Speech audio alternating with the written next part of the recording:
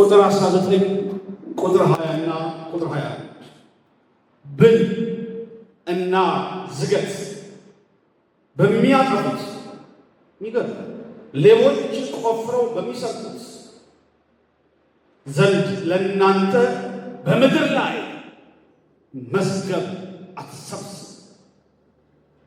ነገር ግን ብልም ዝገትም በማያጠፉት ሌቦች ቆፍረው በማይሰርቁት ዘንድ ለእናንተ በሰማይ መዝገብ ሰብስቡ። መዝገብህ ባለበት ልብ ደግሞ በዚያ ይሆናል። መዝገብ የሚለው ቃል ምን ያህል ጊዜ እንደተጠቀሰ ብለው 19 ላይ አለ፣ እንደገና 20 ላይ አለ፣ እንደገና 20 ላይ አለ። ስለዚህ ርዕሱን መዝገብ ዘላለማዊ ነህና እናከብራለን። ጌታዬ እግዚአብሔር ሆይ እዚህ የተገኘነው ከቅዱስ ቃልህ ለመስማት ነው። ሁላችን ፊትህ ተማሪዎች ነን። አንተ ደግሞ ደግ መምህር ነህ። ረቡኒ ዛሬ ቃልን ስጠን። ረቡኒ ዛሬ አስተምረን። ቃልህ ከክብር ጋር ከጸጋ ጋር ከኃይል ጋር ወደ እያንዳንዳችን ይምጣ። አመሰግንሃለሁ። አሜን። እንግዲህ ይሄ ክፍል ሳይገባን ምንም አናልፍ። እስኪገባን ድረስ ሐሳቡን ልናሰላስል የግድ ነው። እንደነገርኳችሁ የምንጀምረው ከትርጉም ነው። ለመሆኑ መዝገብ ማለት ምን ማለት ነው? መጠየቅ አለበት። መዝገብ ማለት መጽሐፍ ቅዱስ መዝገብ ብሎ ሲያወራ ስለምንድን ነው የሚያወራው? በጥንቃቄ ልታስቡበት ያስፈልጋል። ስለዚህ ትርጉሙን ከሁለት ጥቅሶች ጋር አስተሳስረን ለማየት እንሞክራለን። ምንድን ነው መዝገብ? በሰማይ መዝገብ ሰብስብ፣ በምድር መዝገብ አትሰብስብ፣ ብል ይበላዋል፣ ዝገት ያጠፋዋል። ሰው መዝገብ ምንድን ነው? በመጽሐፍ ቅዱስ መዝገብ የሚለው ቃል እጅግ ውድ የሆኑ ቁሳዊ ወይም መንፈሳዊ ሀብቶች የሚቀመጡበት ስፍራ እደግ። በመጽሐፍ ቅዱስ መዝገብ የሚለው ቃል እጅግ በጣም እጅግ ውድ የሆኑ ቁሳዊ ወይም መንፈሳዊ ሀብቶች ቁሳዊ መንፈሳዊ ሀብቶች የሚቀመጡበት ስፍራ በእግዚአብሔር ቃል ላይ መዝገብ ይባላል። ኦኬ መዝገብ ማለት ይሄ ቁሳዊ ቢሆን መንፈሳዊ ቢሆን ሀብት የሚቀመጥበት ስፍራ ቦታ ሎኬሽን ነው። ያ ቦታ መዝገብ ተብሎ ይጠራል። ይህንን ነገር ከየት ነው ያመጣኸው? እንዴትስ እንዲህ ልትል ቻልክ? ለዚህ ለትርጉም ማስረጃ አለ ወይ ነው ጥያቄው። ሁለት ማስረጃዎች ላቅርብና ከዛ ሐሳብ ውስጥ ትርጉሜን እንድታገኙ ትፈልጋለሁ። የሁላችሁም የማርቆስ ወንጌል ምዕራፍ 12 ቁጥር 41 ላይ የሚልና አንዴ ገለጥ አድርጋችሁ ታሪክ ነው። ታሪኩን ቀስ ብለን አንብበን የመዝገብን ትርጉም እንፈልጋለን። የማርቆስ ወንጌል ምዕራፍ 12 ቁጥር 41 እና 42 ብቻ። ኢየሱስም በመዝገቡ አንጻር ተቀምጦ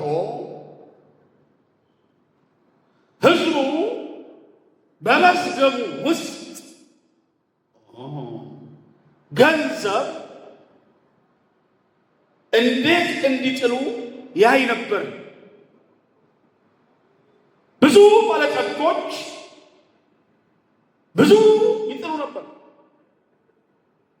አንዲት ድሃ መበለት መጥታ 1 ሳንቲም የሚያህል 2 ናስ ጣለች። ዋው! ቃሉን ስለምታውቁት አለ በደንብ አስቡት። ኢየሱስ ምን ጋር የተቀመጠው? ኢየሱስ በመዝገቡ አንጻር ተቀምጦ ሕዝቡ በመቅደሱ በመዝገቡ ውስጥ ገንዘብ እንዴት እንዲጥሉ ያይ ነበር። ይሄ በጣም ትልቁ ቤተ መቅደስ ውስጥ ነው። የዘሩባቤል ቤተ መቅደስ ይባላል። እዛ ቤተ መቅደስ ውስጥ በሴቶች በር አካባቢ ትልቅ መዝገብ ተቀምጧል። አንድ መዝገቡ ኦልሞስት ትልቅ ሳጥን ነው። ትልቅ ሳጥን ሆኖ ግን ገንዘቦቹ የሚገቡበት ጠረብ ተደርጎ እንደ ቱቦ ነገር እንዲህ ከሳጥኑ ጋር ይገናኛል። ማንም ሰው መዝገቡ ሲያስገባ እዚህ ውስጥ ነው የሚያስገባው። ሲገባ ክሽል የሚሉት ያሰማል ማለት ነው። ይሄ ቱቦ ነው። ቱቦም የሆነበት ምክንያት ማስገባት እንጂ ማስወጣት አይቻልም። ግልጽ ነው። አንዳንድ ቸርች የመባ ዕቃዎችም እንደዛ ናቸው። እንደ እጃቸው አይገባም፣ ወደ ውስጥ ጠበብ ያደርጉታል። ምክንያቱም ቸርች ውስጥ ብዙ አይነት ሰው ነው ያለው። አስገባለሁ ብሎ የሚያወጣም አይጠፋም እና እንትኑ ጠበብ ይላል። ከላይ እንደዚህ ታስገባላችሁ እንጂ እጃችሁ አይገባም። ልክ እንደዛው ቱቦ ነው። 2 ቱቦዎች አሉት። መዝገቡ ላይ እዛ ተቀምጦ ክርስቶስ ያያል። ባለጠጋ የሆኑ ሰዎች በጣም ብዙ ገንዘብ እዛ ያስገባሉ። አንዲት ድሃ ሴት መጣችና 2 ሳንቲሞች ከጀል አድርጋ ጨመረች። ክርስቶስ አየ። እኔ የፈለኩት ስለ ሴትዮዋ አሰጣጥ ለማስተማር አይደል። እኔ የፈለኩት መዝገብ ምንድን ነው የፈለኩት። መዝገብ ማለት ገንዘብ ውስጡ የሚቀመጥበት ቤተ መቅደስ ውስጥ እንኳን ጭምር የሚገኝ እዛ ውስጥ የሚገባ ገንዘብ፣ ሀብት፣ ንብረት የሚገባበት መዝገብ ማለት ነው። ትርጉም ብቻ ስለፈለኩ ይህ የቤተ መቅደሱ መዝገብ ይባላል። መባው የሚጣልበት ጠባብ የናስ ቱቦ አለው እያለው የቤተ መቅደሱ ውስጥ 13 መዝገቦች አሉ። 13 መዝገቦች አሉ። እዛ ተቀምጠዋል። ሰው ሁሉ ሲገባ እዚያ ውስጥ እያስቀመጠ ይገባል። ይሄ መዝገብ ይባላል ማለት ነው። ስለ ትርጉም እያወራሁ አሁንም ትርጉም ይላል። የማቴዎስ ወንጌል ምዕራፍ 13 ቁጥር 44 አሁንም ትርጉሙ ይሄ ማብራሪያው የማቴዎስ ወንጌል ምዕራፍ 13 ቁጥር 44 እንዲህ ይላል። ደግሞ ይላል መንግሥተ ሰማያት በእርሻው ውስጥ የተሰወረውን መዝገብ ትመስላለች። ወንድሞቼ፣ እናቶች የተሰወረ መዝገብ አለ እርሻ ውስጥ። ሰውየው አግኝቶ ሰወረው። ከዛስ ከደስታው የተነሳ ሄዶ ያለውን ሁሉ ሸጠና ያን እርሻ ገዛ። ክብር ለጌታ። ቀና ልንገራችሁ፣ የሆነ ሰው በእርሻ ውስጥ ወቅ ሲያደርግ እዛ እርሻ ውስጥ የተሰወረ መዝገብ አገኘ። ስለተሰወረ መዝገብ ልንገራችሁ። ሁላችሁ እንደምታውቁት በዚያን ዘመን የባንክ ሲስተም የለም። ትክክል ላይ ሰዎች ሀብታቸውን የሚያስቀምጡት ቤታቸው ውስጥ በሚገኝ መዝገብ ነው። ማንም ሰው ወርቁን፣ ገንዘቡን፣ ሀብቱን፣ ንብረቱን እቤቱ ውስጥ የሚያስቀምጥበት ካዝና በሉት መዝገብ ውስጥ ያስቀምጣል ያለውን አንጡራ ሀብት። ሌላም እንትን የለውም። ግን ይሄ ሁለት አደጋዎች አሉት። አንዳንዴ ሌቦች ገንጥለው ከገቡ ያላችሁን ሀብት ሁሉ ይዘው ይሄዳሉ ማለት ነው። ስጋት አለ ማለት ነው። ሁለት በዚያን ዘመን ከፍተኛ ጦርነት አለ። ጦርነት ሲደረግ ያሸነፈው አካል ምርኮ አድርጎ ይወስደዋል። እናንተ ቤት ገብቶ ምርኮ አድርጎ ይወስደዋል። ትዝ ይላችኋል አካን ትዝ ይላችሁ አካን በኢያሪኮ ጦርነት ወቅት አንድ ሰው ሲገባ ይሄው የሚያምር ካባ የሚያምር ወርቅ አግኝቶ ነበር። ልክ እንደዛ ሰዎች ቤት ወርቅ ይገኛል። እና ይሄ ስለሚከሰት ጦርነት ስላለ አደጋ ስላለ አንዳንድ ጠቢብ ሰዎች ምን ያደርጋሉ? ሀብታቸው ለሊት ተነስተው ሰው ሳያይ ይቆፍሩና ግልጽ ነው። ሀብታቸውን እርሻቸው ውስጥ ማንም ሰው አያይ፣ ማንም ከሰውየው በቀር የሚያይ የለም። እርሻ ውስጥ ምልክት አድርጎ የሆነ ሳይን አስቀምጦ ያለ እድሜ ልኩን ያፈራውን ሀብት መዝገብ ውስጥ ከቶ እዛ እርሻ ውስጥ ይቀብራል። ይሄ በጣም የተለመደ ነው። ይሄ ሰውዬ ምን ያደረገው? ድንገት በእርሻ ውስጥ ሲሄድ ያ ሰውዬ መዝገቡን እንደቀበረ ለሰውም ሳይናገር ህይወቱ አልፏል ብዬ አስባለሁ። መዝገቡ እርሻ ውስጥ ነው ያለው። ሰውየው በዛ በአካባቢ ሲያልፍ ይኸው የሆነ ነገር ብቅ ብሏል። ቆፈር ምናምን ሲያደርግ ይኸው መዝገብ ነው። ሲቀርተው በጣም ብዙ ሀብት እንትናል እዛው ጋር አደረገና ያንን እርሻ ገዛ። ያንን እርሻ የገዛው ግን መሬቱን ፈልጎ ሳይሆን መሬት ውስጥ ያለውን መዝገብ ፈልጎ። ኦኬ፣ ምንድነው መዝገብ? ትርጉም ነው ያዘው። ምንድነው መዝገብ? መዝገብ ማለት ውድ ዕቃዎች የሚቀመጡበት፣ መንፈሳዊ ሀብቶች ጭምር የሚቀመጡበት ቁስ ዕቃ፣ ሳጥን፣ ኮንቴነር፣ መዝገብ፣ ካዝና ሀብታችሁን ለመጠበቅ የምታስቀምጡበት ነገር እንደሆነ ግንዛቤ ያገኛችሁ ይመስላል። ተርጉም ያለው መጽሐፍ ቅዱስ ውስጥ ከ9 እና ከ10 በላይ መዝገቦች አሉ። ሁሉን መናገር ስለማልችል ጫፍጫፉን ነግራችሁና ከነዛ ውስጥ ግን 3ቱን ወይ 4ቱን በደንብ ሄደበታለሁ። ኦኬ፣ እጅግ የተለያዩ የመዝገብ አይነቶች። አንድ ሰማያዊ መዝገብ ዛሬ የምናየው በሰማይ መዝገብ ሰብስቡ ተብለዋል። ሰማያዊ መዝገብ። 2 የጥበብና የእውቀት መዝገብ ጂሰስ፣ እሱም ክርስቶስ ነው። ታውቃላችሁ፣ የጥበብና የእውቀት መዝገብ ክርስቶስ። ቆላስይስ 2:3 የተሰወረ የጥበብና የእውቀት መዝገብ ሁሉ በሱ ነው ይላል። ይህንም እናየዋለን።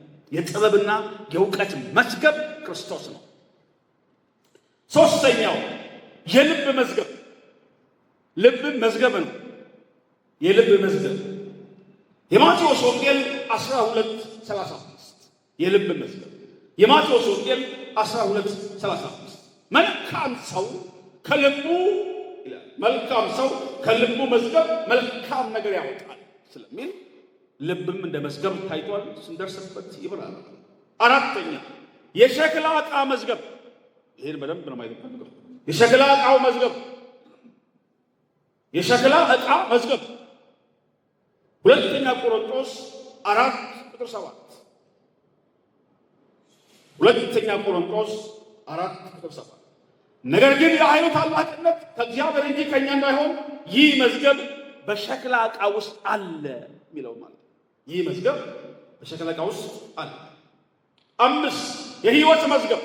በሕይወት መዝገብ ላይ ስማችሁ ተጽፏል። ታውቃላችሁ፣ የሕይወት መዝገብ አለ።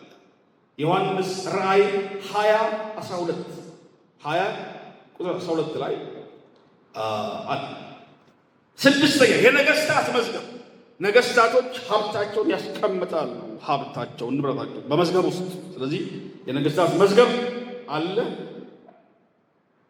2ኛ ነገሥት ምዕራፍ 20:13 2ኛ ነገሥት 20:13 8ኛ የተፈጥሮ መዛግብት።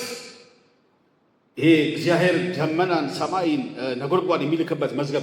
ከመዛግብቱ ውስጥ መብረቅ ይወጣ ይላል። በጣም ደስ የሚል ነው። መዝሙር 135 ቁጥር 7 መዝሙር 135 ቁጥር 7 እንዲሁ እንድታውቋቸው የተለያየ አይነት መዝገቦች አሉ። ይደግማቸዋል። የሰማይ መዝገብ፣ የጥበብና የእውቀት መዝገብ፣ የልብ መዝገብ፣ የሸክላ ዕቃ መዝገብ፣ የሕይወት መዝገብ እንዲሁም የነገሥታት መዝገብ። ሰባተኛ ነው ሰባተኛ ላይ የተፈጥሮ መዝገብ። እነዚህን እናንተ በየግላችሁ በደንብ ይዋቸው። ግን ዛሬ የምናጠናው ክፍላችን የሚያወራው ስለ መዝገብ የሚናገረው እሱ እንድናይ እፈልጋለሁ። ስለዚህ አንደኛው ርዕስ ላይ ገብቻለሁ። ምድራዊ መዝገብ ብዬ ምድራዊ መዝገብ ሀብት፣ ቁስ፣ ንብረት ማለት ነው። ምድራዊ መዝገብ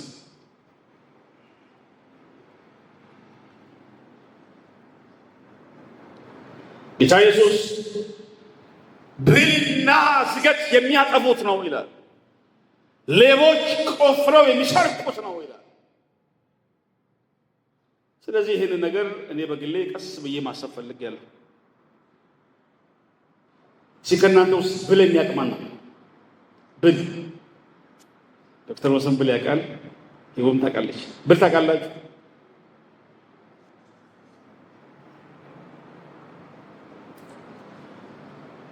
በመጀመሪያው ክፍለ ዘመን ሰዎች ሀብታቸውን ለመግለጥ ልብስ ይጠቀማሉ። እንደኛ ዘመን ልብስ ርካሽ አይደለም። ሀብታም የሆኑ ሰዎች እኔ ከእናንተ እበልጣለሁ በሀብት የሚለውን ለማሳየት ልብስ ይጠቀማሉ። ልብስ የሀብት መገለጫ ነው። እኔ እንደናንተ አይደለሁም ከእናንተ እለያለሁ የሚለውን ለማንጸባረቅ እንደምታውቁት የሆነ ኢቨንት ነገር ሲኖር ሰዎች ያላቸውን ልብስ ለብሰው ይወጣሉ። ልብሳቸው ገላቸው መሸፈኛ ብቻ አይደለም። ልብሳቸው ለቁንጅና ብቻ አይደለም። ልብሳቸው የሀብት መገለጫም ጭምር ነው።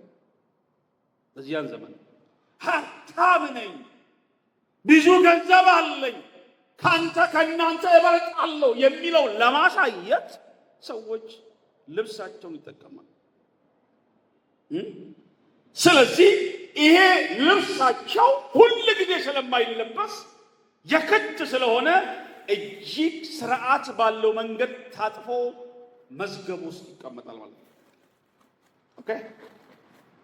መዝገብ ውስጥ ከሚቀመጡ ቁስ አካል አንደኛው ያ የሚያምረው ብዙ 100,000 ብር ብዙ ሚሊየንስ ወይ ደግሞ ከዛ በላይ ያወጣው ጨርቅ ልብስ መዝገብ ውስጥ ይቀመጣል። ኦኬ። እነዚህ ልብሶች የሀብት የክብር መገለጫ ናቸው። ብል አነስተኛ ነፍሳት ትንሽ ትል ነው።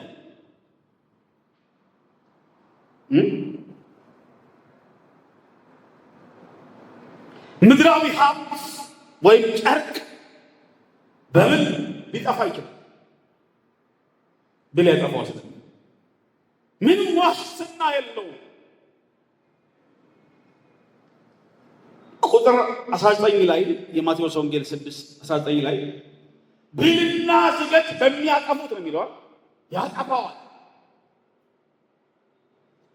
ኢሳይያስ 50 ላይ ሄዱና ይሄን በትክክል አብራራለሁ። ኢሳይያስ 50 ቁጥር 9 መወዳቸው ወንድሞች እናቶች ተመልከቱ። ኢሳይያስ 50 ቁጥር 9 እንዲህ ይላል፣ እነሆ ጌታ እግዚአብሔር ይረዳኛል፣ ማን ይበርድብኛል? እነሆ ሁሉም እንደ ልብስ ያረጃሉ ይልና ብልም ይበላቸዋል። ብል ይበላል። የገረመኝን ነገር ልንገራችሁ። ብል ጨርቅ እንዴት እንደሚበላ። ብል ልብስ ሲበላ ምንም አይነት ድምፅ አያሰማም። አጃይባ። እንስሳቶች ሲበሉ ድምፅ ያሰማል። እንስሳት ሰው ሲበላ ያመነዥጋል።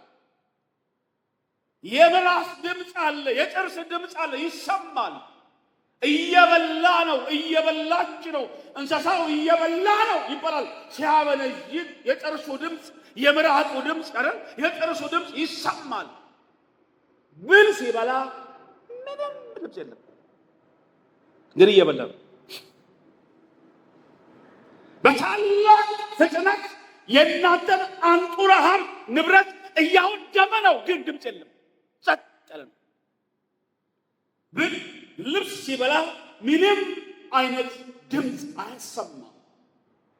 ድምፅ ሳያሰማ ዝም ብሎ በልቶ ይጨርሰው።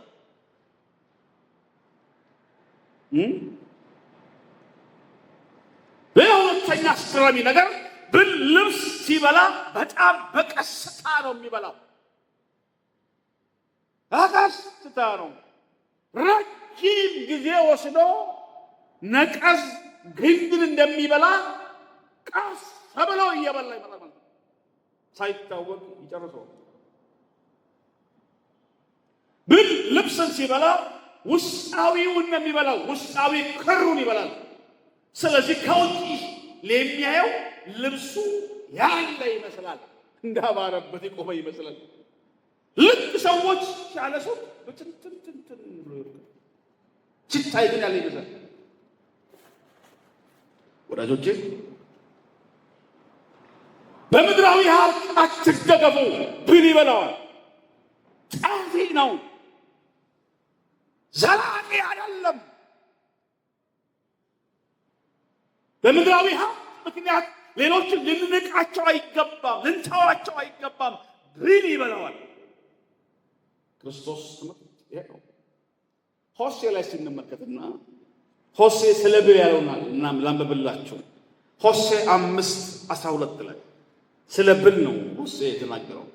ሆሴ መጽሐፍ ምዕራፍ 5:12 እኔም አለ እግዚአብሔር ለኤፍሬም እንደ ብል ለይሁዳ ቤት እንደ ነቀዝ ሆኛለሁ። እኔ ለኤፍሬም እንደ ብል ነኛል። ቀስ ብዬ ሕይወቱ ላይ ያለው እመታለሁ፣ እንዲጠፋ አደርገዋለሁ ማለት እግዚአብሔር በኃጢአቱ ምክንያት። ኦኬ እግዚአብሔር ለዘላለም ስሙ ይባረክ። ብል ይበላዋል። ብል ይበላዋል። ሲበሉ ድገሙት። ሌላ ይሄን ክፍል ሳስብና ሳጠና የገረመኝ ነገር ቆይ እናንተ ምን ጽፉኝ፣ ከሰውና ከብል ማይበልጣል? ሰውና ብል ቢደባደቡ ብል ማለት በቃ እንትን ነው፣ በአይን ራሱ በደንብ የማይታይ ትል ነው። ኢዮብ ሰው ከብል ያንሳ ይላል። ኢዮብ 4:19 የሰውን ደካማነት ትንሽነት ሲያብራራ ሰው ከብል እንኳ ይልቅ የደከመ ነው ይላል። እስቲ ይሁት 4:19 የኢዮብ መጽሐፍ ነው። ዋው! ከዚህ ነገር 3 ነገር እንድትማሩ ፈልጋለሁ። ይልቁንስ አለየው በጭቃ ቤት የሚኖር አንድ መሰረታቸው በትቢያ ውስጥ የሆነ 2 ከብል በፊት የሚጨፈለቁ እንዴት ይሆናል ይሆኑ በማለት ስለ ሰው ያወራል። ሰው በጭቃ ቤት ውስጥ ነው የሚኖረው። የሰው መሰረቱ አፈር ነው። ብል ትንሽ ነገር ነው። የአንድ ቤት ጥንካሬ የሚለካው በመሰረቱ ነው። የሰው መሰረት አፈር ነው ይላል። ትንሽ ነው ሰው፣ የሚጨፈለቅ ነው ሰው። ብዙዎቻችን ይሄ ነው አልዋጥልህ የሚለን ከትል ይልቅ ልንጨፈለቅ የምንችል ምስኪን ሰዎች ነው። እግዚአብሔር ለዘላለም ስሙ ይባረክ። ኦኬ ብልና ዝገት ያጠፋዋል። ምድራዊ ሀብት ዝገት ብረትን የሚያበላሽ ነው ይታወቃል። ያዕቆብ ወርቃችሁና ብራችሁን ዝጓል ይላል። ያዕቆብ 5:3 ላይ ብራችሁና ወርቃችሁ ዝጓል። በነገራችን ላይ ወርቅና ብር በፊዚክስ ትምህርት እንደተማር ነው ፍጹም አይዘግም። ትክክል ነኝ? አይዘግም። ሚሊየንስ ዓመት እንኳን ሳይቀር ወርቅ ከአፈሩ ሲወጣ እንዳብረቀረቀ ነው። እግዚአብሔር ግን ሲነሳበት ወርቅም ይዝጋል። የእግዚአብሔር ቁጣ ምልክት ወርቃችሁ ዝጓል። ይሄ የመለኮት የቁጣ መገለጫ ነው። እግዚአብሔር ተነስቷል። ጌታ ኢየሱስ ስሙ ከፍ ይበል። ጮክ ብላችሁ አሜን።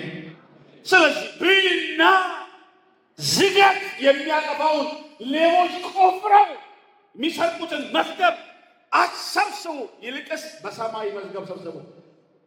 ሀገራችን በሰማይ ነው። ጆስ ከፈርኩና አዋጅና ውጭ ጮክ ሲለኔ ሰው ሀገሬ በሰማይ ነው። ሲጮሁና አሜን ብለው አሜን አሜን። ራቁቴን ወደዚህ ምድር መጥቻለሁ አለ። በዘመኑ የነበረ አንቱ የተባለ ባለጠጋ ነው። ራቁቴን ወደዛው መለሰ። ምን ነገር ይዘልል ደማኝ ታወቀ። ሶስተኛ የተለያዩ መዝገቦችን ጥቂት ከዛ መካከል እንደው እኔ መንፈሴን ያሸነፈኝን የተወሰኑትን ብቻ ሶስት ብቻ መርጬ እንድና ይፈልጋል ነው። አንደኛው ክርስቶስ ራሱ መዝገብ ነው። ክርስቶስ ራሱ መዝገብ ነው።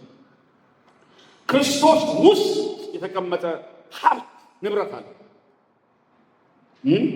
ቆላስይስ 2:3 ዋው! የተሰወረ የጥበብና የእውቀት መዝገብ ሁሉ በሱ ነው። ክርስቶስ መዝገብ ነው። የምን? የጥበብና የእውቀት መዝገብ የሆነው ጌታ ስሙ ይባረክ። ኦኬ። የጥበብ መዝገብ፣ የእውቀት መዝገብ። ክርስቶስን ማወቅ የተሻለ እውቀት ነው። ክርስቶስን ማወቅ የተሻለ ጥበብ ነው። ይዳላ መጽሐፍ ቅዱስ እንደሚናገር አንዲት ንግሥት አዜብ የምትባል ከርቀት የሰለሞንን ጥበብ ልትሰማ መጣለች። የሰለሞንን ጥበብ ለማየት መጣ። ቤተ መቅደሱን ቤቱ እያየች ዋው የሚገርም ምናምን ብላ ተናግራለች። ከሰለሞን የሚበልጥ ጥበበኛ ክርስቶስ። አሜን ብሎ አሜን አሜን። ስለዚህ ኢየሱስ ራሱ መዝገብ ነው። የምን? የእውቀት የጥበብ። ክርስቶስን ማወቅ ማለት እውቀትና ጥበብን ማግኘት ማለት ነው። ይሄ ይብዛላችሁ። አሜን። የጥበብና የእውቀት መዝገብ ክርስቶስ ነው። እሱን በጠራን ቁጥር፣ እሱን ባወቅን ቁጥር፣ ወደ እሱ በቀረብን ቁጥር ይሄ ጥበብ ያገኛቸዋል፣ ይሄ እውቀት ያገኛቸዋል። ኢየሱስ የጥበብና የእውቀት መዝገብ ነው። ሃሌሉያ አሜን። ከሰለሞን የሚበልጥ ጥበብና እውቀት የተሞላ ነው። ስለዚህ ከእሱ ጋር የተጣበቅን ይሄን ጥበብና እውቀት ልንካፈል ያስፈልጋል። ይተባረካችሁ። ሁለተኛው በጣም ራሴን እንዳይ ያስገደደኝ የሸክላ ዕቃ መዝገብ የሚለው በጣም እንዳገልጋይ እዚህ ያላችሁ ወንድሞቼ እናቶቼ እንድታስቡት ፈልጋለሁ። ሁለተኛ ቆሮንቶስ 4:7 ጥቅሱን ሲያብር ጮክረን እንበለው። ከዚህ በኋላ እናንተበት ነገር ግን ብሩስ ጮና ነገር ግን የኃይሉ ታላቅነት ከእግዚአብሔር እንጂ ከእኛ እንዳይሆን ይህ መዝገብ በሸክላ ዕቃ ውስጥ አለ።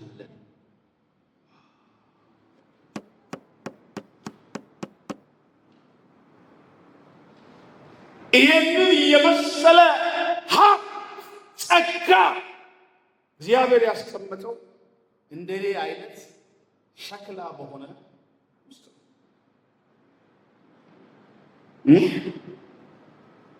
ይህንን የመሰለ ጸጋ፣ ይህንን የመሰለ አገልግሎት፣ ይህንን የመሰለ የዘላለም ሕይወት፣ ይህን የመሰለ ነገር እግዚአብሔር ያስቀመጠው ይኸው እናንተን በማያችሁ ሸክላ ውስጥ ነው። ሸክላ አቅም የሌለው ሸክላ ወድቆማ አንቺ ነሽ ሸክላው፣ አንተ ነሽ ሸክላው። አንተ ውስጥ የእግዚአብሔር ጸጋ አለ። ጩና አሜን በሉ። አሜን አሜን። አንቺ ውስጥ የክርስቶስ ጸጋ አለ። አንተ ውስጥ የክርስቶስ ጸጋ አለ። ይህንን የመሰለ ውድ ጸጋ የተቀመጠው ወድቆ ሊሰበር የሚችል አቅም የሌለው በሆነ ምክንያት ሊሰናከል የሚችል ሸክላ ዕቃ ውስጥ እግዚአብሔር ይህን ጸጋ በማስቀመጡ እጅግ እጅግ ተገርሜያለሁ።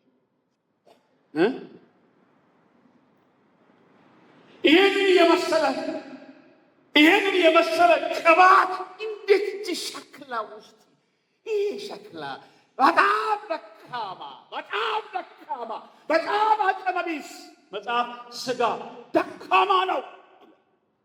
ሥጋ ቅባት ቢቀባው መንፈስ ቢያገኘው ሥጋ እድሜው ቢገፋም እድሜው ቢያንስም ሥጋ ሴትም ብትሆን ወንድም ቢሆን ሥጋ ሁሌም ደካማ ነው።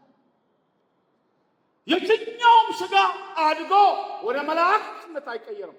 ሥጋ ደካማ ነው። ትክክለኛ ሁሉም ሰው ሥጋ ውስጥ ቅባት አለ። የመፈወስ፣ የማጽናናት፣ የማስተማር፣ የመስበክ፣ የመዘመር፣ የአምልኮ የመምራት፣ የምናምን የተለያየ አለ። ግን የተቀመጠው ሸክላ ውስጥ ነው። የሚደክመው ሸክላ፣ የሚሰበር ሸክላ፣ አቅም የሌለው ሸክላ ውስጥ ውድ ጸጋ እግዚአብሔር አስቀመጠ። አሜን አሜን። ሁለት ሰዎችን ምስክር ልጥራ ለዚህ ነገር። የመጀመሪያው ሰው ንጉሥ ዳዊት ነው።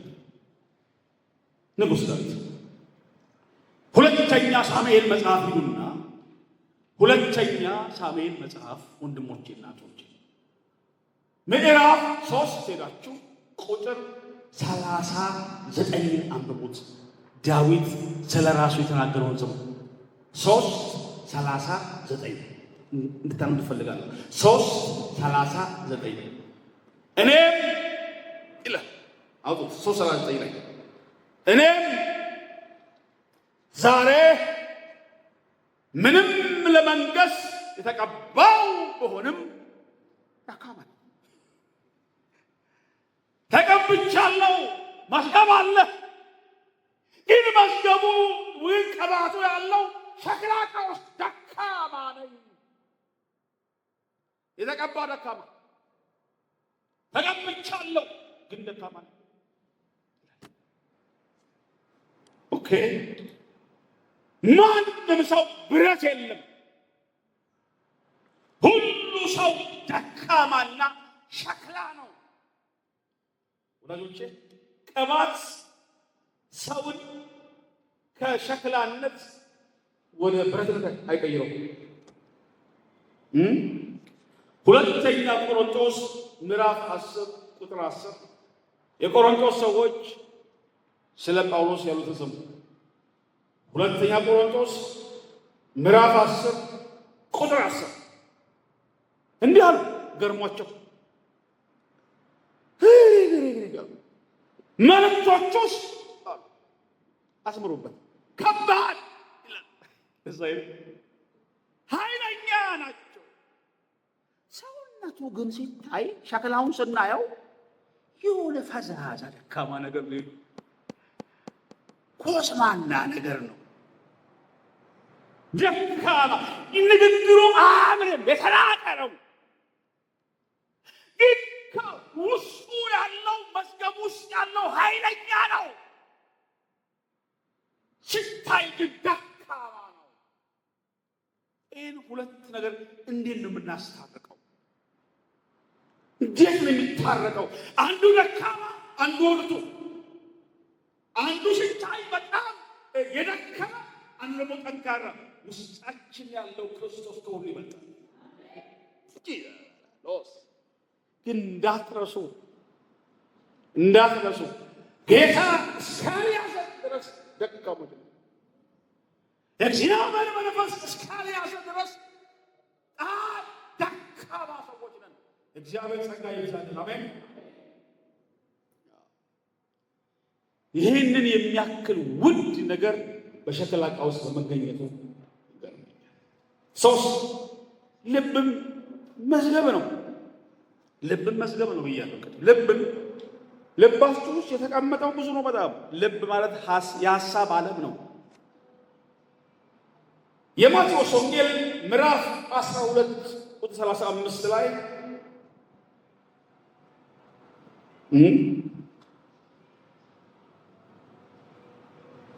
መልካም ሰው ይላል ከልቡ መልካም መዝገብ መልካም ነገር ያወጣል። ክፉ ሰው ከክፉ መዝገቡ ክፉ ነገር ያወጣል። ከመዝገብ ነው የሚወጣው ሁሉ ነገር። ስትናገሪ ከልብሽ የሚወጣው ከመዝገብሽ ነው። ስናገር ከልብ የሚወጣው ከመዝገብ ነው። አስተሳሰባችን በጣም መፈወስ መታረም አለበት። ልብ መዝገብ ነው። የሰማነው ነገር ሁሉ ሰብስቦ ይይዛል። ስለዚህ ነገር ብዙ ጊዜ አውርቻለሁ። በጣም ሲሪየስ ጉዳይ ነው። የልብ እንደ መዝገብ የሰበሰብነውን የሚተፋ ነገር በመሆኑ ምክንያት ጥንቃቄ ያስፈልጋል። የልብ መዝገብ ሰው ንግግሩ ያማረ መሆን አለበት። ንግግር ያማረ ደግሞ እንዲሆን መዝገቡ ነው መቀየር ያለበት። መዝገባችን ላይ ጥሩ ነገር መቀመጥ አለበት። እግዚአብሔር ይባርካችሁ። አሜን በሉ። 3ኛ ልብ የት ነው? ይጨርሳል። ልብ የት ነው? ስናነብ ትዝ ይላችኋል ምን እንዳሉ 19:20-21 ስናነብ 21ኛው ቁጥር ነው የምትለው ትዝ አላችሁ? 21ኛዋ ቁጥር የምትለው ነው። ተመልሼ ላንብባት። 21ኛዋ ቁጥር ላይ መዝገብ ባለበት ልብ ደግሞ በዚያ ይሆናል። መዝገብና ልብ ባልና ሚስት ናቸው፣ አይለያዩም ለማለት ያህል። ልብ ባለበት ምን አለ? መዝገብ። መዝገብ ባለበት ልብ አለ። ሁሌ የምታስበው እሱን ነው። እርሻው ውስጥ መዝገቡን የቀበረ ሰውዬ መንገድ ሲሄድም ልቡ ያለው የት ነው? እርሻው ውስጥ ነው። ቤት ተኝቶም እርሻ ውስጥ ነው ልቡ ያለው። ሀብቱ ያለበት ጋር ሲሄድም የሚያስበው እሱን ነው፣ ሲመጣም የሚያስበው እሱን ነው። እግዚአብሔር የኛን ልብ ይፈልጋል። እስቲ አሜን በሉ። የሐሳብ ዓለማችንን መወዳችሁና ማከብራችሁ እግዚአብሔር ሰዎች ምን እያሰባችሁ ነው? የሐሳብ ዓለማችን ይፈልጋል። ልብ ማለት እኮ ሐሳብ ነው። ምን እያሰብክ ነው? ስትተኛ፣ ስትነሳ፣ ስትሄድ፣ ስትጫወት ምንድን ነው የምታስበው? ልብህ የእግዚአብሔር ቃል ሲያወራ እንዲህ ይላል፣ ልጄ ሆይ ልብህን ስጠኝ። ልባችንን በየቀኑ ልንሰጠው ያስፈልጋል። አሜን። ልጄ ሆይ ምን ስጠኝ? ልብህን ስጠኝ። 2 ምሳሌ አንስቼ ሐሳቤን ሰበስባለሁ። የመጀመሪያው ሰው አህያ ፍለጋ የወጣው ሳኦል ታሪኩ ይታወቃል። ሳሙኤል ፊት ቆሞ ሲገናኝ ሳሙኤል ለዚህ አለው፣ ከ3 ቀን በፊት የጠፉ አህዮች ተገኝተዋልና ይለዋል። ልብህን ከዛ አጣልባቸው። ሰውየው ቅባት ፊት ቆሞ